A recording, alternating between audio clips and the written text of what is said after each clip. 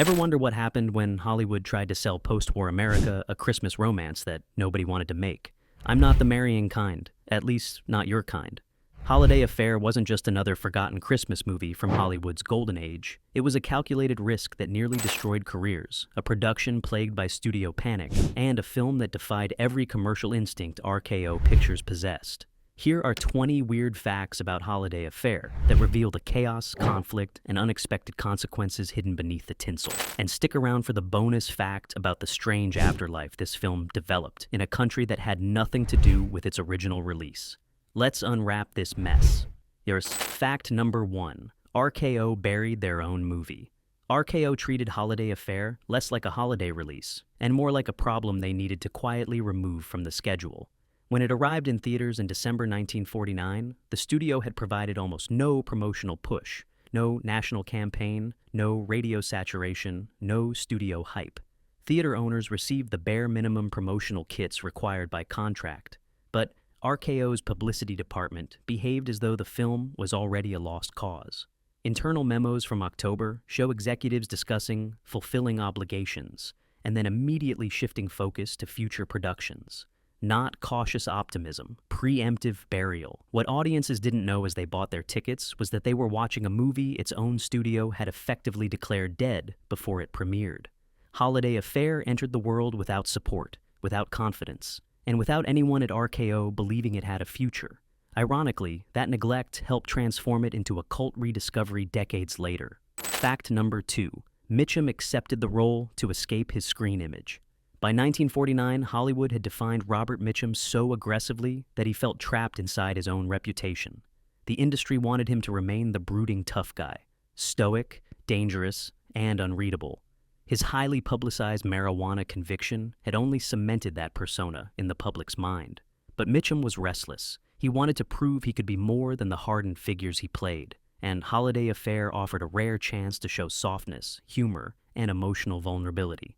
Not career strategy, a plea for artistic freedom. RKO executives warned him that playing Steve Mason could weaken his brand, but Mitchum refused to retreat.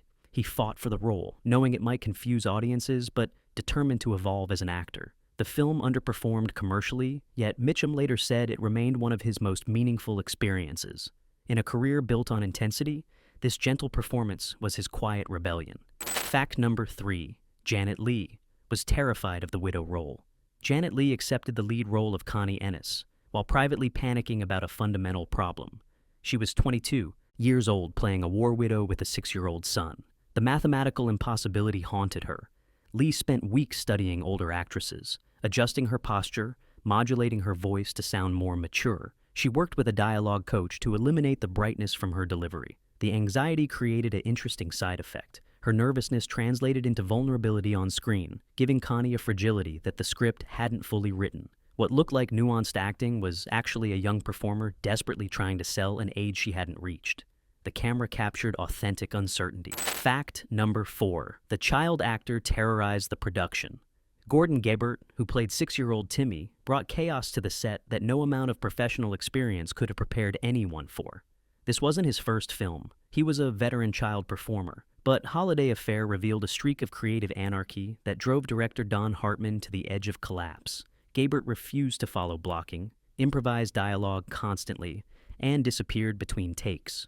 Production reports document multiple instances of shooting delays because crew members were searching the RKO lot for a missing child actor. Yet Hartman couldn't fire him. The kid's spontaneity created magic in front of the camera. His unscripted moments became some of the film's most charming scenes. The price was Hartman's sanity. Fact number 5. Wendell Corey hated every minute of filming. Wendell Corey, playing the dependable but boring lawyer Carl Davis, approached Holiday Affair like a prison sentence he had to serve. He wasn't method acting the role of a stiff romantic rival. He genuinely despised the production. Corey had recently scored critical acclaim in dramatic roles and viewed the Christmas romance as beneath his talents. His disdain shows in every frame. That blank pleasantness, the emotional flatness. Audiences assumed it was intentional characterization. It wasn't. Corey was phoning in a performance while counting the days until wrap. The irony is brutal. His disinterest created the exact energy the character needed. Carl Davis was supposed to be safe and boring. Corey's contempt made him perfectly, authentically dull. Fact number 6. The train set was repurposed from another film. That elaborate electric train set that becomes central to the plot didn't start life in Holiday Affair. The production design team salvaged it from a scrapped RKO project about post-war toy manufacturing. Budget constraints forced creative recycling. Set decorator Daryl Silvera rebuilt the train layout specifically for the department store scenes, but the trains themselves had been sitting in an RKO warehouse for 8 months. The weathering and wear visible in close-ups isn't artificial aging. Those are real trains that had already been handled, assembled, and disassembled for a different movie. The production's financial desperation inadvertently created authenticity.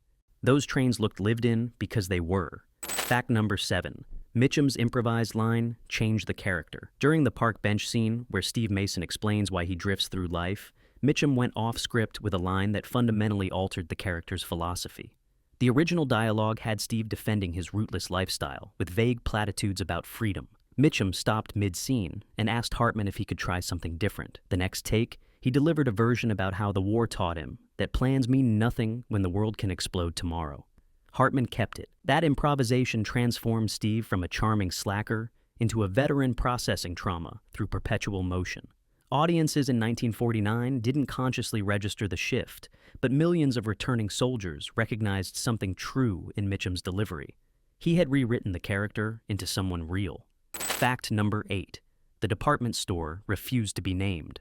The film's central location, the department store where Connie works as a comparison shopper and Steve works as a clerk, remains conspicuously nameless throughout the entire movie.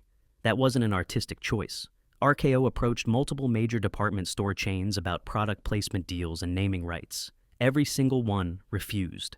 The retailers had read the script. They noticed that the store fires Steve for defending a customer, painting management as petty and vindictive. No company wanted their brand associated with that corporate image. The production's failure to secure a naming deal created an unintended benefit. The anonymous store became any store, every department store. The universality worked better than branding ever could have. Fact number 9. The original ending tested disastrously. The ending audiences see, Connie choosing Steve over Carl in a romantic climax at the train station, wasn't the original conclusion. Early test screenings featured a much darker finale where Connie chooses security over passion, marrying Carl while Steve leaves town alone. The message was supposed to be mature, responsible. A war widow makes the practical choice for her son's future. Test audiences revolted. Preview cards from the November 1949 screening in Pasadena contain visceral reactions. Words like depressing, wrong, and waste of time appear repeatedly. RKO panicked and ordered reshoots. The new ending cost extra money the studio didn't want to spend, but the alternative was releasing a Christmas movie that left audiences furious. Commerce triumphed over artistic vision. Fact number 10. The ice skating scene nearly killed Mitchum. That charming sequence where Steve takes Timmy ice skating contains a moment that almost resulted in genuine tragedy on screen. Mitchum was an experienced athlete, but ice skating wasn't in his skill set. The production hired skating doubles for wide shots, but Hartman wanted close-ups of Mitchum actually skating to maintain authenticity. During the third take, Mitchum's skate caught a groove in the ice. He fell hard, slamming his head against the frozen surface. The sound echoed across the rink. Production shut down for 40 minutes, while a studio doctor examined him for concussion. Mitchum refused to stop filming. The close-ups in the final scene show Mitchum skating with exaggerated caution. That careful movement wasn't acting. He was protecting a head injury while trying to complete the scene. Go ahead and like and subscribe because the next 10 facts reveal production secrets that even Hollywood historians have missed. And you'll want to come back for more deep dives into classic films that hid chaos behind perfect studio publicity. Fact number 11. Janet Leigh's wardrobe caused constant continuity nightmares. Costume designer Renier created elegant outfits for Janet Leigh that looked perfect in individual shots, but created brutal continuity problems across scenes. The tailored suits and fitted dresses showed every wrinkle, every shift in fabric. Script supervisor Elizabeth McGaffey's notes from production document dozens of instances where Leigh's clothing didn't match between camera angles. Collars sat differently. Buttons appeared and disappeared. Belt positions shifted. The problems intensified because Holiday Affair shot out of sequence, common for studio productions. Scenes from different parts of the story filmed on the same day. with Leigh changing costumes multiple times. The continuity chaos forced the editing team to choose specific takes based on wardrobe consistency rather than performance quality. Some of Leigh's best acting never made the final cut, because her jacket collar wouldn't match the reverse angle. Fact number 12. The film's title changed 3 times during production. Holiday Affair started life with a completely different name.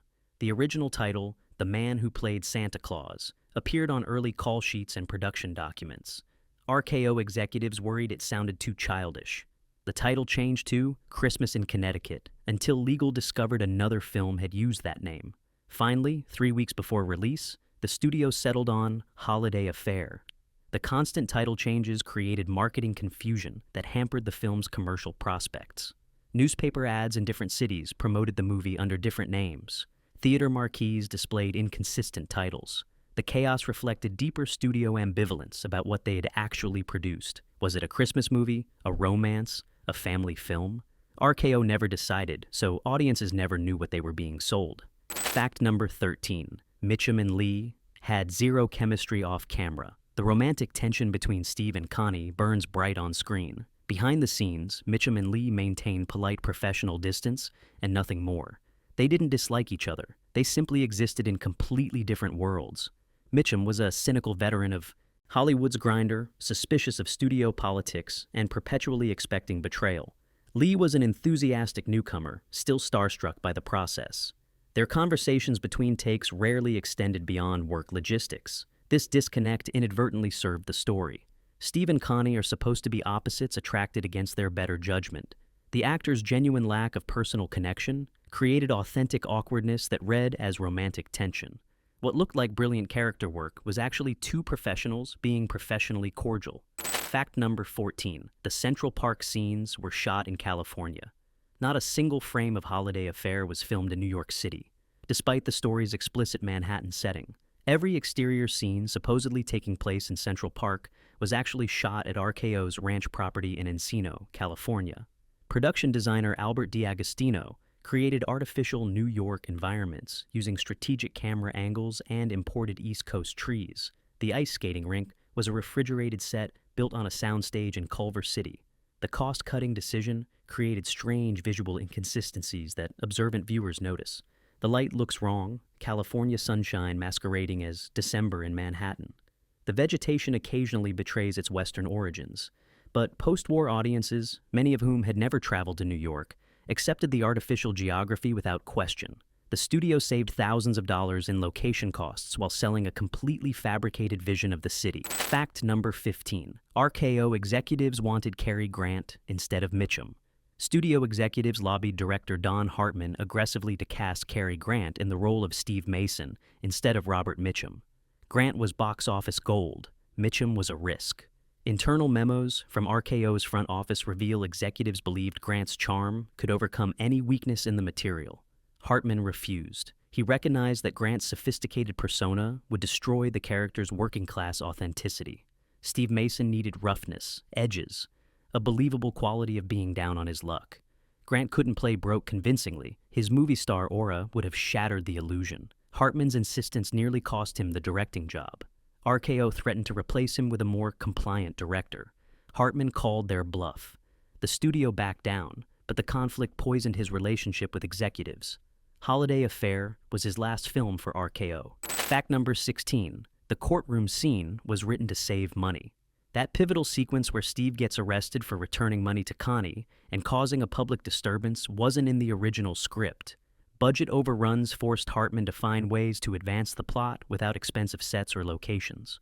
The courtroom scene was written during production, specifically because RKO had a standing courtroom set that could be used for free. What looks like a carefully planned dramatic sequence was actually a cost-saving compromise invented under financial pressure. The dialogue was written overnight.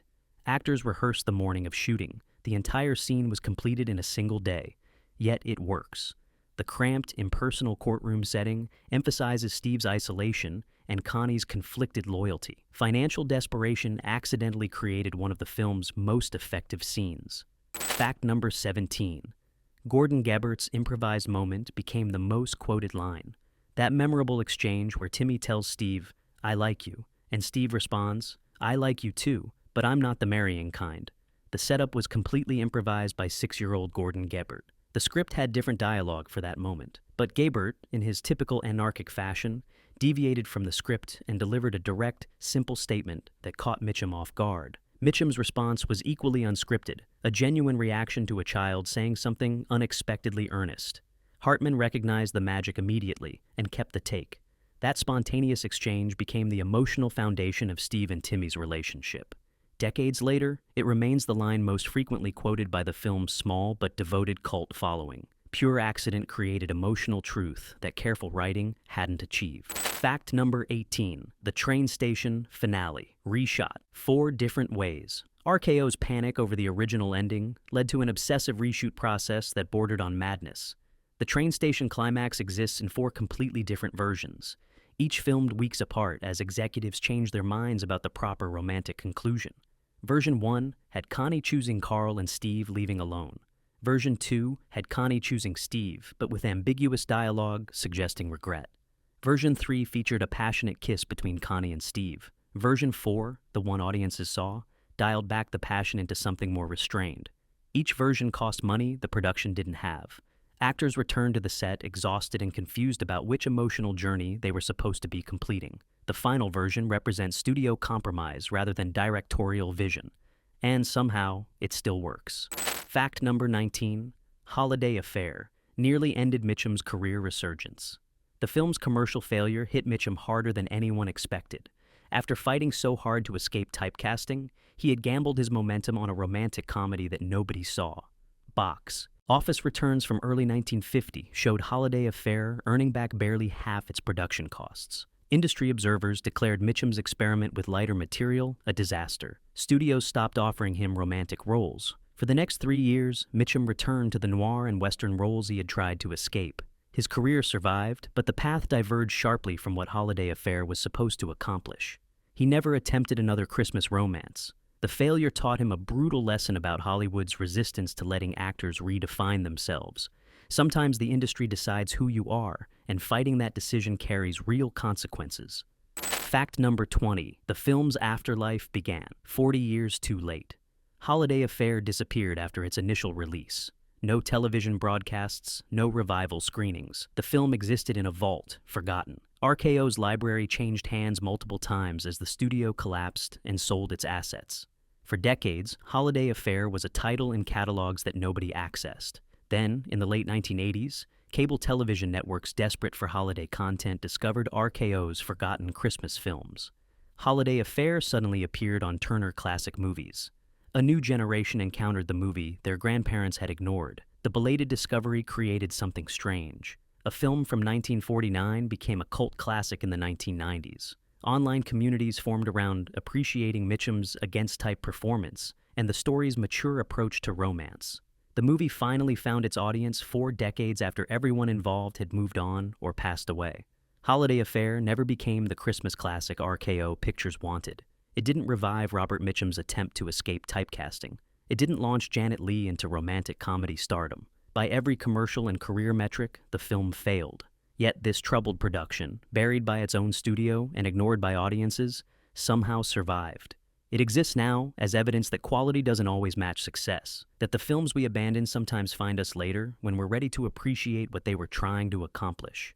The chaos behind those department store displays and train station platforms created something accidentally honest about love, loss, and the courage required to choose passion over security. If you want more deep dives into the hidden chaos behind Hollywood's golden age, hit that subscribe button and drop a comment about which classic film we should investigate next. Because sometimes the best stories aren't the ones we see on screen. They're the disasters happening just outside the frame.